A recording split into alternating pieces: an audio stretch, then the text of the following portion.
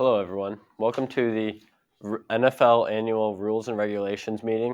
And today I'm going to be trying to convince you why the NFL should transition from primarily turf fields to exclusively all grass fields. Due to that, although a lot of you might think the tradition of having turf fields in the NFL is a strong reason to keep them, but I'm going to try to convince you to change them. And the main points will be the injury impact, the player preferences, and the financial reasoning. The first thing I want to talk about is the injury impact. Turf fields have less shock absorption, and when it's the weather impacts them a lot more than it does the grass fields. This is because the turf pellets will get a lot harder, and then when you hit the ground after getting tackled or falling, it'll end up with a much higher injury rate.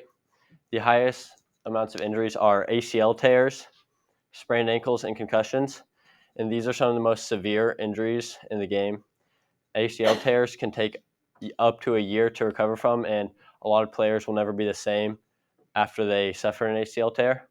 Concussions are also extremely important injuries because after having a couple, it can really start to take an impact on players, and this has been seen with players like Antonio Brown and Chandler Jones in the NFL, where they have been pretty much going insane because of how much trauma they've had in their head. And then just ankle sprains are just because of the bad traction on turf. And then it's also been proven through a study by the NFL Players Association that injuries are 20% more likely to happen on turf fields compared to grass fields. And actually, on some fields like MetLife Stadium, it is up to 25% more likely. And many star players like Aaron Rodgers, Jalen Phillips, and Bradley Chubb have tore their Achilles on MetLife Field's grass, and it's just known all around the league for being one of the worst fields. Now, for the player preference, the players actually top two fields according to USA Today are Lambeau Field and Arrowhead Field, and these are both all grass fields that are taken care of every day by the grounds crew, and they are very well taken care of. But the also bottom two are Hard Rock Stadium, which is the Miami Dolphins field, and MetLife, which is the Jets and Giants field, and they also happen to have the highest injury rate among any other field. The NFLPA also has found that 92% of players prefer playing on grass, and only 2% of players prefer playing on turf, and 6 players say that it doesn't make a difference.